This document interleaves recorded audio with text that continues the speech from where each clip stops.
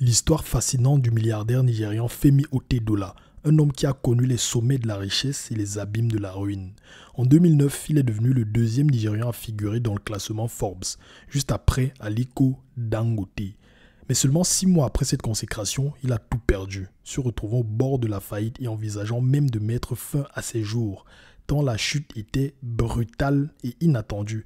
Mais pourtant, contre toute attente, il a su se relever, renaître, tel un phénix. Et aujourd'hui, je vais vous raconter son histoire impressionnante, un véritable récit de résilience et de patience. Bienvenue sur le podcast des héros, où nous parlons de la tech et apprenons des héros du passé et du présent pour devenir ceux du futur. Je suis votre hôte, Damien Domer.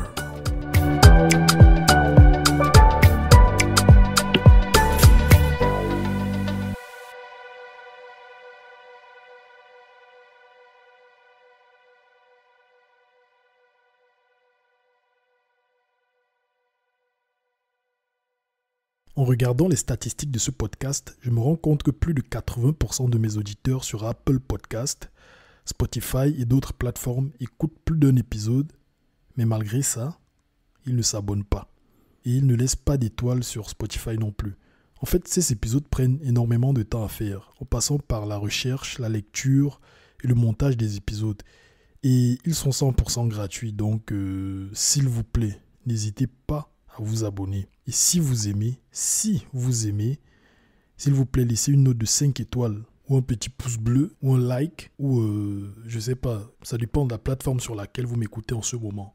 Déjà, ça me motive à faire d'autres épisodes et en plus, ça permettra à l'algorithme de proposer ce podcast à un maximum de personnes. Merci. Avant de commencer cet épisode, je tiens à remercier tous ceux qui ont écouté l'épisode 23 de ce podcast. C'est l'épisode sur Jean-Samuel Nuchongwen et je vous remercie pour les écoutes et les partages. Vous avez massivement partagé. J'ai vu des milliers de personnes qui ont écouté. J'ai vu les commentaires sur YouTube.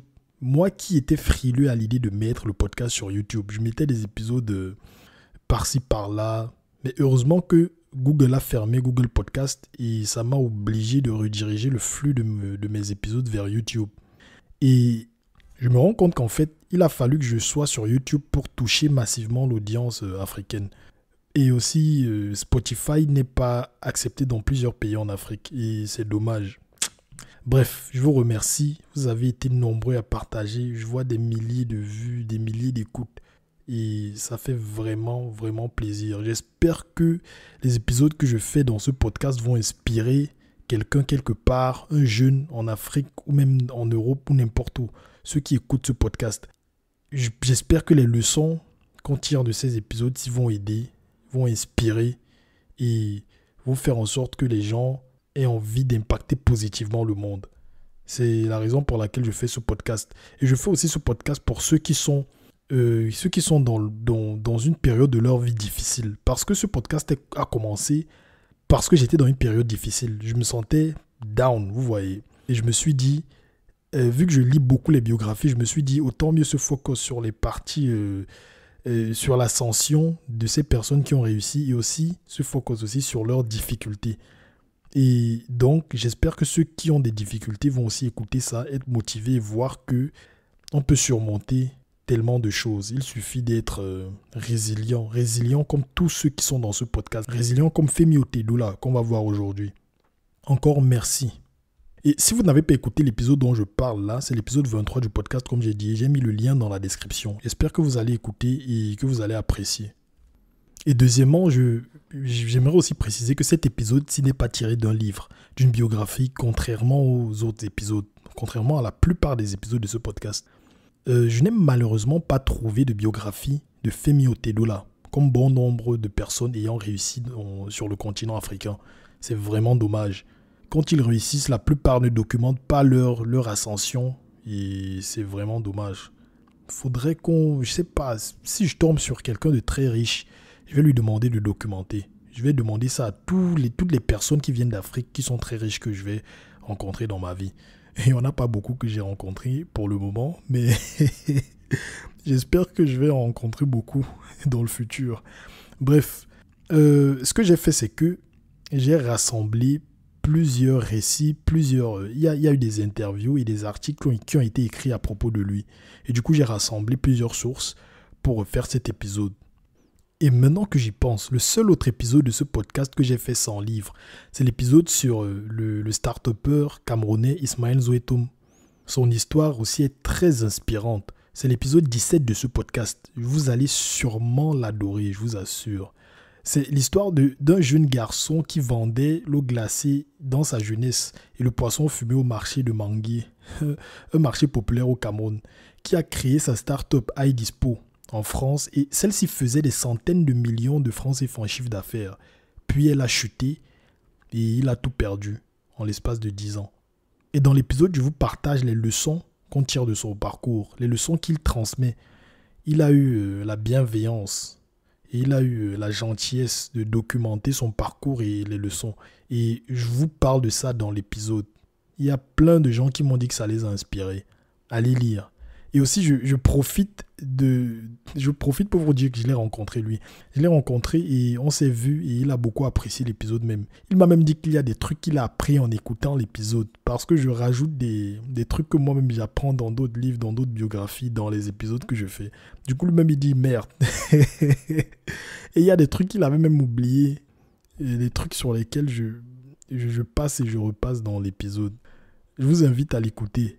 Et aussi, si vous avez un feedback, n'hésitez pas à mettre dans les commentaires, que ce soit de YouTube ou de Spotify. Est-ce que Apple a les commentaires? Je ne sais pas. Mais bon, mettez les commentaires partout où il y a des commentaires. Et si vous aimez, mettez une note de 5 étoiles, s'il vous plaît. Ou un pouce bleu et abonnez-vous, s'il vous plaît. Bon, allez, super. Maintenant, rentrons dans le vif du sujet. L'ascension de Femi Otedola. À l'âge de 6 ans, Otedola avait déjà découvert son talent pour les affaires. Il offrait des services de manucure et pédicure à son père et à ses amis, puis leur remettait un reçu pour le paiement. Le jour de son anniversaire, alors que tous ses amis voulaient des jouets, Femi Otedola demandait plutôt une mallette à son père. Son père, Sir Michael Otedola, ancien gouverneur de l'État de Lagos, était un homme très respecté. Là, je tiens à souligner que Femi Otedola ne vient pas de la pauvreté, il ne vient pas d'en bas. Il vient d'une famille aisée et un père très puissant, tout comme Aliko Dangote. On voit Aliko Dangote, son grand-père était l'homme le plus riche d'Afrique de l'Ouest, si je me rappelle bien. Et il a lancé son business avec les capitaux qui venaient de son oncle. Et ça me fait aussi penser à l'épisode 23 que j'ai fait sur Jean-Samuel Nochongwen, qui lui, au contraire, venait de la pure pauvreté, il venait d'en bas. Donc, il n'y a pas plus bas que ça. Il venait vraiment d'en bas. Et il a su se hisser petit à petit, à la mesure de ses pas, comme lui-même il le dit. Écoutez cet épisode, le lien est dans la description. Bon, je continue. Cela a certainement donné le temps au jeune Otedola, dont l'esprit d'affaires s'est affûté sous la tutelle de son père, qui possédait alors une imprimerie. Femi Otedola a dirigé le côté marketing de l'imprimerie familiale à la fin des années 80. Ce qui a servi de tremplin pour devenir une figure de renom au niveau national, continental et mondial. Selon Nairametrics, l'incursion de Femi Otedola dans le secteur pétrolier était intentionnelle. Fils d'un gouverneur, Otedola avait des amis au sein du gouvernement qui lui fournissaient du diesel. Lorsque le climat politique a changé, les approvisionnements ont cessé. Il a alors fait des recherches et s'est adressé à une entreprise pour obtenir de nouvelles fournitures de diesel. L'ambition démesurée d'Otedola l'a poussé à approcher la nouvelle direction du dépôt et à proposer de l'acheter pour 20 millions de dollars, soit 16 millions de plus que la valeur réelle de 4 millions de dollars à l'époque. En 2003, après avoir identifié une opportunité sur le marché de la distribution de carburant, Otedola a obtenu un financement pour créer Zenon Petroleum and Gas Ltd. Limited. Oui, je pense, ouais. Une entreprise spécialisée dans la commercialisation et la distribution de produits pétroliers. En tant que propriétaire et président de Zenon, en 2004, il a investi 15 milliards de naira dans le développement des infrastructures en aval et a acquis des dépôts de stockage à Ibafon et Apapa, ainsi que 4 cargos pour une capacité totale de stockage combinée de 147 000 tonnes métriques. La même année, il a acquis une flotte de 100 camions-citernes DAF pour 1,4 milliard de naira. En 2005, Zenon contrôlait une part importante du marché du diesel au Nigeria. fournissant du carburant à la plupart des grands fabricants du pays. En mars 2007, il a été annoncé que 10 banques avaient approuvé un prêt syndiqué de 1,5 milliard de dollars, donc 193,5 milliards de naira à Zenon. Oh, c'est beaucoup d'argent. Donc, ils ont accordé ce prêt à Zenon en tant que fonds de roulement pour construire la plus grande installation de stockage de carburant premium en Afrique. Plus tard cette année-là, Zenon a acquis une participation de 28,7% dans African Petroleum, l'un des plus grands distributeurs de carburant du Nigeria. Zenon a également investi dans le secteur financier, devenant le plus grand actionnaire de plusieurs banques nigérianes, y compris Zenith Bank et United Bank of Africa, UBA. En plus du diesel, Zenon est également devenu un acteur important sur le marché du kérosène. Bon, là on voit les prémices déjà des erreurs qu'il fait. Ces opérations risquées qu'il est en train de faire avec les banques là vont lui coûter cher. On appelle ça en anglais leverage. Donc utiliser l'effet levier. Prêter pour faire tourner son business et utiliser les bénéfices pour rembourser le prêt. Vous voyez un peu. C'est ça qu'on appelle leverage. Et il a over-leverage. Là, on voit 10 banques réunies. Et là, on est en 2024. Précisément en août 2024. Il y a actuellement une polémique avec Dangote qui est en train de créer la plus grosse raffinerie d'Afrique de l'Ouest. La raffinerie de pétrole. Pour que le pétrole qui est extrait du Nigeria soit raffiné au Nigeria. Parce qu'actuellement, ce qui se passe, c'est que le pétrole qui est extrait, on le prend dans pratiquement tous les pays d'Afrique, sauf 2, je crois, si je me rappelle bien, l'Algérie et la Libye, si je me rappelle bien. Bref, je ne suis pas très sûr. Mais partout en Afrique, il y a beaucoup de pétrole. Mais sauf que le pétrole est pris, sorti de la terre, puis on l'envoie être raffiné à l'extérieur. Et après l'avoir raffiné à l'extérieur, on le revend à l'Afrique. C'est absurde, n'est-ce pas? Très absurde. Et Aliko Dangote, très ambitieux, est venu pour mettre sur pied un projet de raffinerie de pétrole. Il faut voir, actuellement, il est dans une bataille avec le gouvernement de son pays parce qu'il lui met les bâtons dans les roues pour que son projet n'avance pas. Pourtant, c'est un projet qui va aider énormément le Nigeria et même toute l'Afrique, l'Afrique de l'Ouest surtout, parce qu'ils vont aussi redistribuer ça à d'autres pays d'Afrique de l'Ouest à moindre coût. Mais pour une raison ou une autre, on est en train de lui mettre des bâtons dans les roues et maintenant il n'a pour seule alternative que d'utiliser les médias. Et là, il passe dans les médias, il est actuellement très présent sur les médias, il parle de ce problème et il essaie de trouver des solutions. Tellement qu'il se lamentait C'est triste, mais bon, ça me fait penser à ça. Je pense que vous êtes aussi au courant, bon, la plupart. J'espère en tout cas que vous êtes au courant de ce qui se passe là. Maintenant, revenons à Femi Otedola. En 2008, un chargement contenant 1 million de tonnes de diesel a pris la mer en direction des côtes du Nigeria. Le propriétaire du navire, Femi Otedola, président de Forte Oil, une entreprise de pétrole et de production d'électricité, avait fait croître l'entreprise pour en faire l'une des plus grandes du Nigeria, avec plus de 500 stations-service selon Forbes. La croissance avait été rapide et les bénéfices étaient à un niveau record. Puis, en mars 2009, il devint, après Aliko Dangote, le deuxième Nigérian à figurer dans la liste des milliardaires Forbes avec une fortune de 1,2 milliard de dollars. Imaginez, je ne sais pas dans quel pays vous vivez, mais imaginez-vous que vous êtes patron d'une société qui a 500 stations d'essence dans le pays. Déjà, en avoir une, c'est énorme, c'est pas mal. Tu te fais assez d'argent. J'ai un pote, son père, il est gérant d'une station d'essence et ils se font de l'argent, quoi. Mais imaginez 500. Vous imaginez la quantité d'argent que ce gars-là se faisait. J'ai lu dans mes recherches un article qui disait que à cette époque-là, il se faisait 100 millions de dollars par an. Donc l'argent qui lui revenait à lui, 100 millions de dollars par an, avec tous ces business-là. Mais la source là, je ne sais pas si c'était une source vraiment très fiable. Mais bon, je ne l'ai pas rajouté dans le podcast. Je vous mentionne ça juste comme ça en passant. Et on voit aussi qu'avec Aliko Dangote, ils sont entrés dans Forbes. Donc, s'il n'avait pas chuté comme il l'a fait, comme on va le voir là, peut-être qu'il serait avec Aliko Dangote les deux les plus riches du Nigeria. Peut-être. Parce qu'actuellement, le deuxième le plus riche, je pense que c'est Mike Adenuga. Lui, il fait aussi dans l'énergie et le pétrole, un peu comme ce que Femi Otedola a fait. Donc, ils sont un peu similaires, quoi. Mais sauf que Mike Adenuga n'a pas eu cette chute-là. Il n'a pas eu ce problème de Femi Otedola. Bref. Avez-vous déjà pensé à comment faire bon usage de votre temps quand vous êtes dans une salle d'attente, un taxi ou les transports en commun? Ce que moi je fais dans ces situations, c'est d'écouter des livres audio avec Audible. Audible est une plateforme où vous pourrez écouter des milliers de livres audio.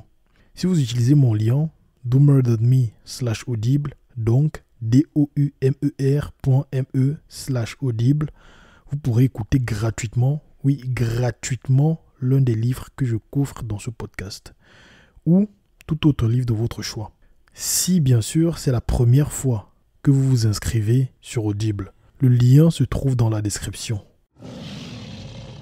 Maintenant parlons de la chute de Femi Otedola. Puis la tragédie commença en octobre 2009, oui, seulement quelques mois après son apparition dans le magazine Forbes. En octobre 2009, Otedola a annoncé un projet visant à moderniser les terminaux de stockage de gaz et de pétrole liquéfié, GPL, d'African Petroleum à Lagos, Kano et Port Harcourt. Ça, c'est des villes au Nigeria. Les conditions économiques difficiles causées par la chute des prix du pétrole mondial et la crise du crédit de 2008 et 2009 ont conduit African Petroleum à enregistrer une perte en 2009. La crise des subprimes.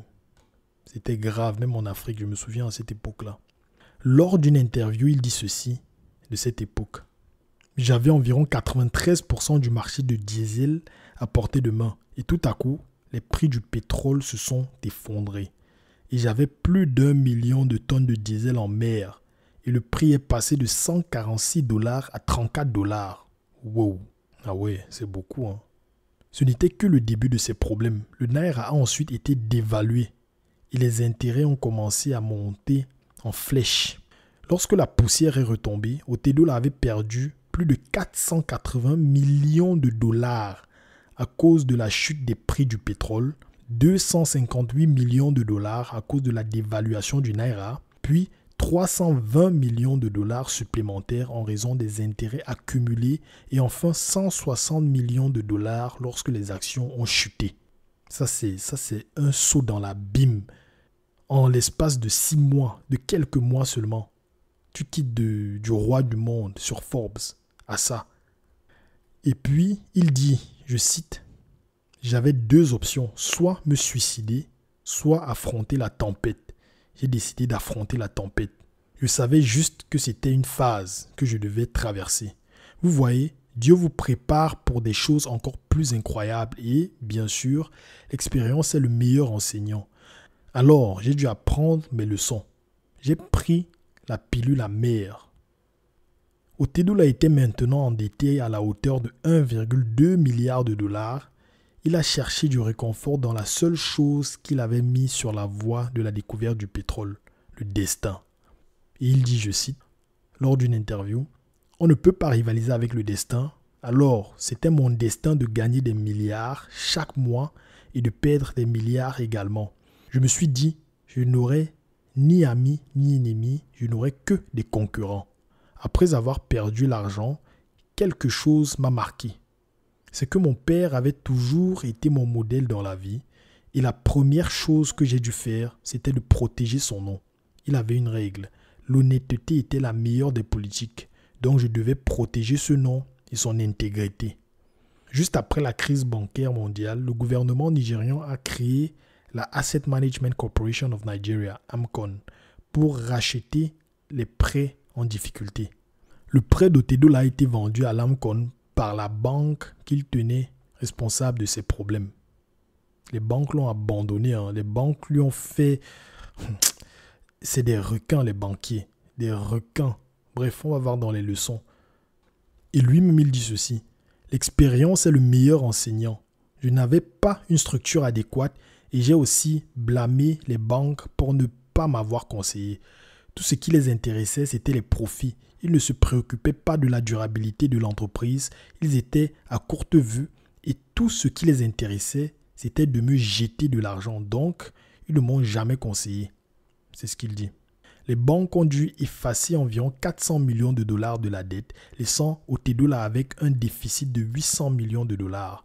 L'AMCON lui a proposé un plan de restructuration qu'Otedola a refusé. Il a plutôt choisi de rembourser ce qu'il devait et de tout recommencer à zéro. Quelle audace! Et il dit « Nous avons donc fait appel à une firme réputée pour évaluer mes actifs. J'avais environ 184 appartements que j'ai abandonnés. J'étais le plus grand investisseur dans le secteur bancaire nigérian que j'ai également abandonné. J'étais aussi un actionnaire majeur de la Africa Finance Corporation et j'étais président de la Transcorp Hilton. J'étais actionnaire de Mobile Oil Nigeria Limited, le deuxième plus grand actionnaire de Chevron, Texaco, Visaphone et de plusieurs autres entreprises qu'ils ont évaluées. Et j'ai dû tout abandonner pour rembourser la dette. » Femi Otedola ne possédait alors plus que 2 propriétés, son espace de bureau et une participation de 34% dans le African Petroleum, qu'il a rebaptisé Forte Oil en 2010. Voilà sa chute. Mais heureusement pour lui, il a su se relever. La renaissance de Femi Otedola. En décembre 2010, genre 1 an après le début des problèmes. En décembre 2010, African Petroleum a changé de nom pour devenir Forte Oil plc. Otedola a procédé à une restructuration de l'entreprise en se concentrant sur la technologie et l'amélioration de la gouvernance de l'entreprise.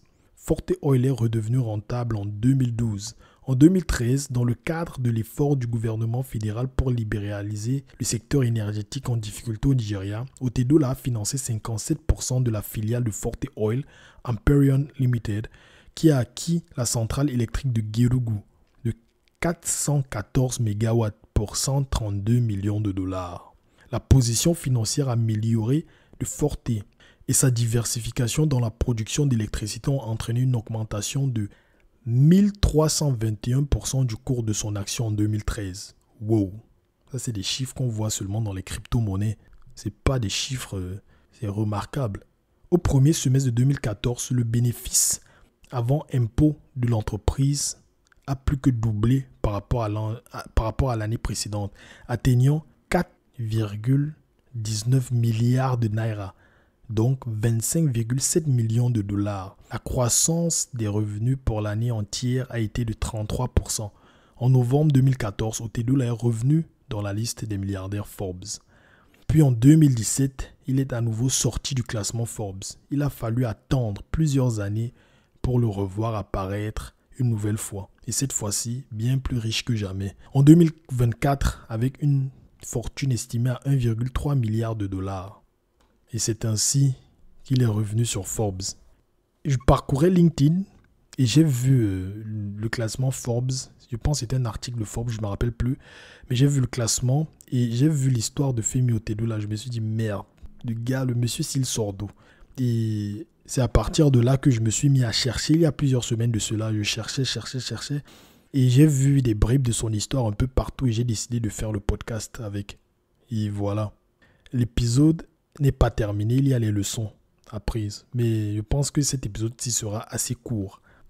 Mais bon, allons-y.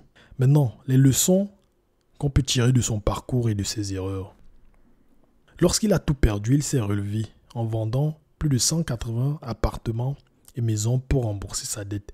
Les actifs sont des ressources ayant une valeur économique que nous acquérons pour en tirer un bénéfice futur. Dépensez votre argent judicieusement. Donc la leçon qu'on tire d'ici, c'est quoi? C'est qu'il faut dépenser votre argent dans l'achat d'actifs et non de passifs. C'est quoi des actifs? C'est des choses qui prennent de la valeur avec le temps. Et les gens riches, je vais vous expliquer un truc. Les gens riches, quand ils ont de l'argent, ils ne marchent pas avec du cash. Aliko Dangote, Elon Musk, tout ça, tous ces gens-là. Si vous allez, on dit qu'ils sont riches, ils ont des milliards, ils ont 10 milliards, 100 milliards, je ne sais pas. Mais si vous êtes un bandit, vous réussissez à mettre le pistolet sur leur tempe. Vous leur dites, donne-moi tes 100 milliards qu'on dit que tu as là. Ils ne pourront pas vous donner 100 milliards. Vous savez pourquoi? Parce que ce n'est pas du cash, c'est des actifs. Je vais vous dire un truc, quand Elon Musk a par exemple acheté Twitter, on sait qu'il a acheté Twitter à 44 milliards. Vous pensez qu'il avait 44 milliards qui traînaient quelque part dans son tiroir ou bien dans une banque? Non. Ce qu'il a fait, c'est qu'il avait des actifs de Tesla il est allé vers la banque, il a dit, monsieur les banquiers, je suis riche et j'ai des actions de Tesla qui valent tel nombre de milliards. Ce qu'on va faire, c'est que vu que j'ai ces actions qui peuvent facilement être vendues sur le marché boursier pour avoir les milliards que ça vaut, moi, je vais venir vous prêter, vous allez me donner 44 milliards pour que j'achète Twitter. Et je vais mettre ce nombre d'actions comme collatéral. Et les actions là, il ne donne pas à la banque, hein. Ça lui appartient toujours, mais sauf que c'est un collateral security. Donc c'est comme ça peut être hypothéqué s'il ne rembourse pas cet argent-là, si les milliards là s'en vont, quoi. Vous voyez un peu. Et c'est comme ça qu'il a acquis les milliards pour acheter Twitter. Et il y a un autre truc. Les milliardaires, ils se font beaucoup d'argent. Pourquoi? Parce qu'une fois qu'il a pris ce prêt-là de la banque, ils ne payent pas de taxes. Eux, quand ils se font de l'argent, ils ne payent pas de taxes très souvent parce que le prêt n'est jamais taxé, la dette n'est jamais taxée. C'est un autre secret qu'ils ont. Donc, c'est ce genre de levier qu'ils prennent, qu'ils utilisent. Vous voyez un peu. Et aussi, il faut savoir un truc. Les gens comme Elon Musk, les grands patrons, là, on ne les paye pas très souvent en dollars. Hein. Très souvent, ils préfèrent même qu'on ne leur donne pas d'argent pour être payés. Vous allez voir, par exemple, Elon Musk qui ne prend pas on va dire qu'il ne prend pas de salaire. Mark Zuckerberg, on va dire qu'il ne prend pas de salaire. Mais pourtant, on leur paye en actions. Pour chaque action, pour chaque milestones, pour chaque achievement, pour les nouvelles étapes que Tesla atteint et aussi pour les bons résultats, on paye Elon Musk en actions. On crée de nouvelles actions de Tesla. Et ces actions-là, ça a une valeur estimée à des milliards. Et dernièrement, Elon Musk a eu un pay package d'à peu près 50 milliards de dollars. Une autre astuce encore, là on parlait des assets, donc les actifs. Une autre astuce encore des milliardaires pour gagner plus d'argent. Ce qu'ils font, c'est qu'ils achètent des œuvres d'art. Vous voyez des milliardaires, on va voir les hommes riches, ils aiment l'art et tout et tout. C'est pas souvent parce qu'ils aiment l'art. C'est parce que dans les pays développés, ceux qui sont même en Afrique, les milliardaires africains, là, quand ils viennent en Europe, ou bien les milliardaires saoudiens, partout, ils peuvent acheter l'art. Il y en a qui achètent des œuvres d'art. Ils prennent l'œuvre d'art à des millions de dollars. Ils prennent cette œuvre d'art-là, ils vont vers un musée européen, américain. Ils disent que je vous prête cette œuvre d'art. Vous allez déposer là, vous allez exposer à tout le monde. Ça sera comme un patrimoine, un prêt, un don au pays. Et ce don-là, ça sera comme un crédit d'impôt par l'État. Ce qui fait que ces entreprises en Occident qui vont faire de l'argent, elles pourront les déduire grâce à ce prêt de plusieurs années qu'il aura fait au musée. Et l'œuvre d'art lui appartient toujours. Hein. Une fois que la période sera terminée, il peut prendre ça, il balance ça chez lui et puis il rentre avec. Et en plus de ça, l'œuvre d'art là, sa valeur augmente beaucoup plus rapidement que beaucoup d'autres actifs. Comme par exemple, la valeur d'une œuvre d'art peut augmenter beaucoup plus vite que la valeur d'une maison ou que la valeur des parts d'une entreprise en bourse. Et il y a même c'est tellement lucratif, vous n'avez pas idée. Et je sais ça pourquoi, parce que je suis dans une plateforme de placement d'argent pour des œuvres d'art, Masterworks. Et j'ai mis de l'argent dedans. Et ils ont démocratisé ça pour les gens qui ne sont pas très riches, vous voyez, pour les gens qui ne sont pas riches du tout. Vous mettez de l'argent et ils investissent dans les œuvres d'art et je vois le genre de chiffres qu'ils se font. Et je me dis, wow. Quand je suis rentré là-bas dedans, je regarde les œuvres d'art. Et c'est où tu te rends compte qu'en fait, ces œuvres d'art-là, il y a un trafic. Les gens, souvent, ils prennent ça, ils n'exposent même pas, ils gardent ça. Ils gardent ça chez eux. Juste parce qu'ils savent que la valeur va augmenter, ça va doubler, tripler dans 5 ans, 10 ans. Et un truc que tu achètes peut-être 25 millions de dollars. Après, tu revends à 50 millions de dollars. Je sais pas, vous voyez le genre. Et bon, j'ai dit que je suis dans Masterworks. Ça ne veut pas dire que j'ai 25 millions de dollars. Hein. Je n'ai pas cet argent. En fait, c'est une plateforme où tu peux mettre un peu d'argent. Si tu as 2000 euros, par exemple, tu déposes ça là. Et beaucoup de personnes déposent 2000 euros. Et eux, ils utilisent l'argent pour acheter une œuvre d'art qui vaut, disons, 1 million d'euros. Et ils gardent ça. Dans 10 ans, ils le revendent à 2 millions d'euros. Et ça fait genre 100% de bénéfices ou 50%, je ne sais pas trop. Et après, on vous donne vos parts de bénéfices. Et ils utilisent aussi un levier complexe. Ils mettent l'art dans les LLC, Limited Liability Corporation, aux États-Unis, où il distribue les parts du LLC à chaque personne qui a investi de l'argent dedans. Bref, je suis en train de rentrer dans les détails. Là, on est hors sujet. Mais bon, sachez que acheter les actifs, c'est très important. Là, je vous ai donné plusieurs exemples de ce que tu peux faire avec un actif. Par contre, la plupart des gens qui n'ont pas une très bonne éducation financière, qui ne sont pas riches, les gens comme nous qui viennent d'en bas, qui ne connaissons pas ce qui se passe là en haut, ce qu'on fait, c'est qu'on a de l'argent, on fait quoi? On va acheter des chaussures, on va acheter les habits qui sont hors de prix, qui sont bien au-dessus de ce qu'on peut, de ce dont on a besoin en fait. On va tout claquer dans le meilleur appartement, la plus grosse voiture. Vous voyez un peu. Et ces choses-là perdent en valeur. D'ailleurs, quand tu vas dans un concessionnaire, chez un concessionnaire, et tu prends une voiture, la minute où tu quittes le concessionnaire là, au volant de la voiture, la valeur a baissé de plus de 20%. La valeur de la voiture que tu conduis là. Donc, comparez un peu entre une œuvre d'art, ou par exemple tu achètes une œuvre d'art, ou tu achètes des actions d'une entreprise, ou tu achètes du Bitcoin. Bon, ça dépend de quand tu achètes le Bitcoin, hein, parce que ça chute, ça monte très vite. Bref, j'espère que c'est clair. Deuxième leçon, il faut être brutalement compétitif. L'une des devises de T2 là, c'est « Je n'ai ni amis ni ennemis, seulement des concurrents ». Pour réussir dans le monde impitoyable des affaires, vous devez surpasser vos concurrents. Vous devez être brutalement honnête, brutal et brutalement compétitif. Du moins, c'est ce qu'il nous apprend. Les banquiers lui ont fait ça dur. Troisième leçon, évitez de trop utiliser l'effet levier. L'effet levier est bien, mais selon Otedola, sa perte parmi d'autres facteurs s'est produite parce qu'il n'avait pas mis en place la structure d'entreprise appropriée et que les banques n'ont pas su le conseiller efficacement sur la meilleure façon de gérer son empire financier. Elles se sont plutôt concentrées uniquement sur les profits. Et qu'est-ce qu'il veut dire par là? Leverage, l'effet levier. Donc, je vais vers la banque, je prête de l'argent pour mon business, j'utilise cet argent-là pour faire tourner mon business et les bénéfices de mon business, je rembourse la banque avec. C'est un peu, je simplifie ce qu'il veut dire par là. Je simplifie vraiment.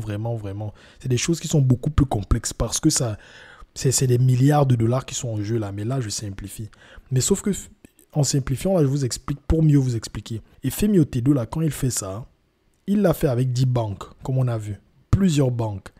Et en plus de ça, la structure d'entreprise n'était pas la bonne. Il n'a pas donné de détails dans les interviews, mais d'après ce qui s'est passé, le fait qu'il a dû vendre ses actifs à lui pour rembourser les pertes de l'entreprise, ça veut dire qu'il a choisi le mauvais type d'entreprise. Parce qu'il y a les entreprises qui sont limited liability. Donc, ça veut dire quoi? Ça veut dire que quand vous créez une entreprise, il faut bien vous renseigner auprès d'un avocat spécialisé. Parce qu'il y a les entreprises que vous allez créer et les pertes de l'entreprise peuvent être remboursées de vos propres poches. Pourtant, il y a un type d'entreprise qui sont limited liability. Ici en France, c'est les SAS. Au Cameroun aussi, c'est les SAS. On appelle SAS. Bon, pour le reste, ceci n'est pas un conseil juridique. Hein. Je tiens d'abord à vous dire, je ne suis pas avocat. C'est juste à titre éducatif et entertainment purposes and educational purposes. Ce n'est pas un conseil, je ne suis pas avocat du tout. Donc, qu'est-ce que je disais? Il y a un style d'entreprise où quand ton entreprise fait faillite et que tu as de l'argent que tu dois aux gens, ces gens-là vont rembourser, tu vas devoir rembourser leur argent à la hauteur des actifs de l'entreprise. Donc, ces gens-là n'ont pas le droit d'aller dans tes poches pour tirer et se faire rembourser. Non. Et je pense que les banques qui lui ont prêté de l'argent savaient ça. Il n'a pas mentionné ça. Comme je répète encore, il n'a pas mentionné que c'était ça, que c'était dû à cette structure-là précise. Mais d'après mes recherches, j'ai vu que le style d'entreprise a changé. Et aussi, c'est très connu dans le monde des affaires en fait. Peut-être que lui, il a fait une grosse erreur, mais les banques là ne l'ont pas conseillé. Et voilà, les banques ont profité de ça pour entrer dans ses poches, pour reprendre l'argent, tout son patrimoine qu'il avait immobilier et tout. Ils ont tout pris. Ils ont parti avec. Bref, ça c'est une autre leçon. Et aussi, la dernière leçon, et selon moi la plus difficile même, c'est difficile d'intégrer cette leçon-ci, c'est difficile d'appliquer cette leçon-ci, mais c'est indispensable. Ne jamais baisser les bras. Même après l'orage, il y a le beau temps. Ce gars avait tout perdu. Et il pensait avoir touché le fond. Il voulait même se suicider carrément. Un adulte qui a tout fait, aussi intelligent, aussi brillant que lui. Il voulait se suicider. Mais heureusement pour lui, il a su se ressaisir. Et aujourd'hui, le voilà qui est devenu plus riche qu'avant même. Et plus sage, beaucoup plus sage. Et il y a un quote que Steve Jobs disait, que je me répète quand je suis dans les moments difficiles. Je me répète souvent. Steve Jobs disait ceci. Steve Jobs a été évincé de Apple quand il était dans la vingtaine. Il a été évincé de sa propre société. Il a connu beaucoup de moments vraiment, de moments sombres dans sa vie, quoi. J'ai lu sa biographie et bon, bref, allez écouter. Je vais mettre le lien vers sa biographie et le lien vers l'épisode que j'ai fait dans la description de cet épisode-ci. Donc, Steve Jobs disait « Sometimes life hits you in the head with a brick. Don't lose faith. » C'est ça qu'il dit. Donc, la vie a cette façon de vous cogner sur la tête avec des briques. Ça tape ta tête avec des briques comme ça. Mais ne perds pas la foi. Continue à rester debout. C'est difficile, hein. Je vous dis ça comme ça, mais je traverse aussi une période difficile actuellement. Et c'est, comment dire, je me répète ce mantra-là souvent pour rester debout. Bref, on croise les doigts et pour ceux qui sont religieux, on prie Dieu. On met ses deux genoux au sol, on prie Dieu. Allez, bon, merci et à la prochaine. Bravo, vous avez terminé cet épisode du podcast des héros. Merci de le partager avec 2 personnes de votre entourage. Donnez-lui une note de 5 étoiles et rajoutez un gentil commentaire pour que l'algorithme puisse le proposer à un maximum de personnes. Et suivez-moi sur les réseaux sociaux pour rester à jour. Merci.